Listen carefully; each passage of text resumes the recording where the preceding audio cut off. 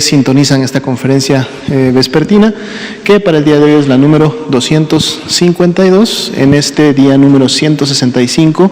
de la nueva normalidad, como ya sabemos, caracterizada por las acciones e intervenciones del semáforo de riesgo COVID. Si pasamos a la siguiente diapositiva, aquí precisamente vemos cuál es el semáforo de riesgo COVID vigente para esta y la próxima semana, recordándole a la población que además de identificarnos el nivel de riesgo en el cual se encuentra cada entidad federativa, un componente importante del semáforo es precisamente las actividades que se realizan en el nivel comunitario. Estamos hablando de todas aquellas acciones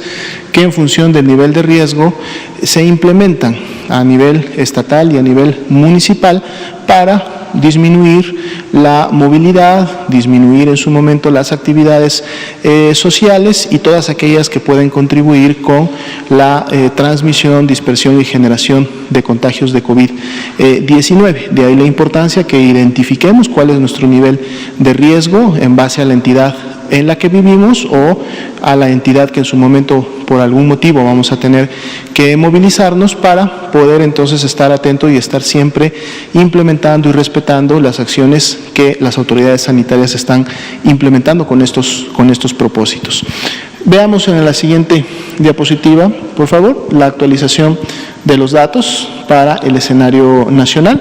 Al día de hoy, prácticamente 1.200.000 personas ya han dado negativo a la prueba de COVID-19 y por lo tanto son casos descartados de esta enfermedad, pero además 986.177 han sido clasificadas como casos confirmados de COVID-19, el 97% de ellas a través de un resultado de laboratorio positivo al virus SARS-CoV-2 y un 3% a través de los mecanismos de asociación epidemiológica o dictaminación clínico-epidemiológica cuando la persona ha sido una lamentable defunción, que para efectos también del día de hoy se acumulan en México y durante toda la epidemia 96.430 defunciones secundarias, lógicamente, a complicaciones de la enfermedad. Estos grupos los podemos ver distribuidos en la gráfica que día a día actualizamos. En color verde los casos descartados, en color café claro los casos confirmados, y en base a esto entonces podemos graficar el porcentaje de positividad que está en la línea de color naranja superior, que para el día de hoy, ya veíamos desde ayer, había incrementado un punto porcentual al 39%, se mantiene el día de hoy en este 39%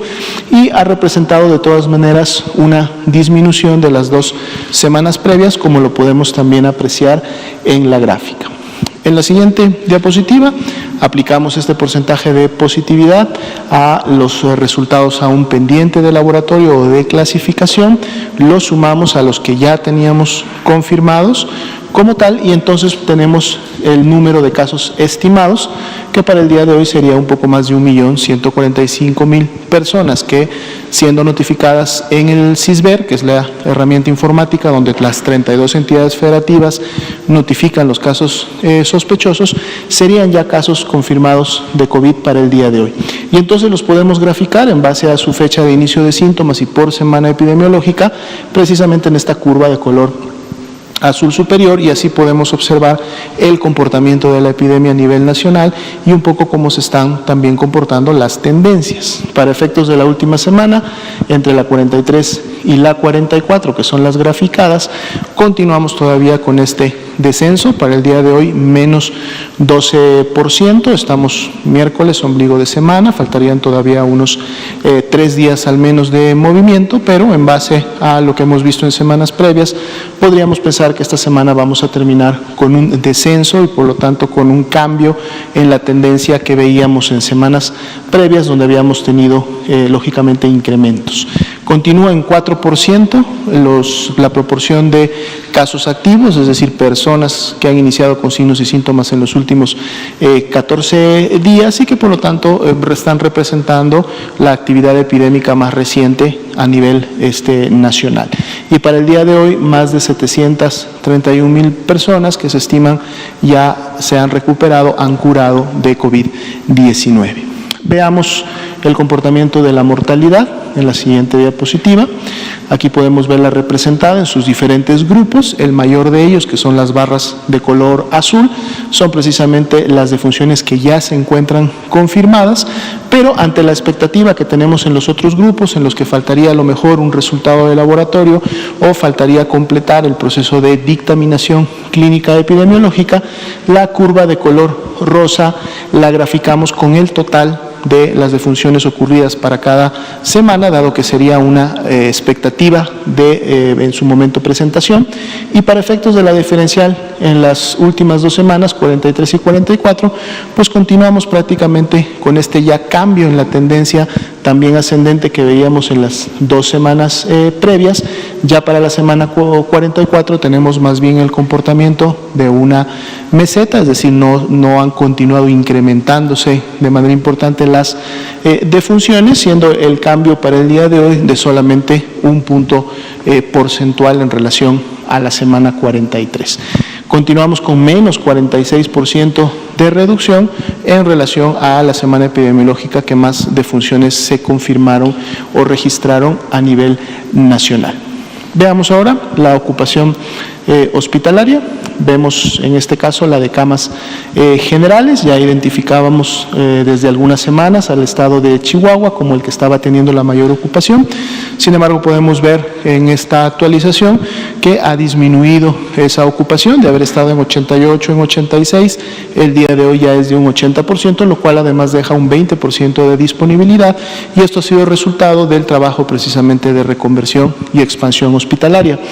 Otras entidades que estarían por encima del 50% son Durango, Coahuila, Nuevo León, la Ciudad de México y Aguascalientes. Después, todas las demás entidades federativas conservan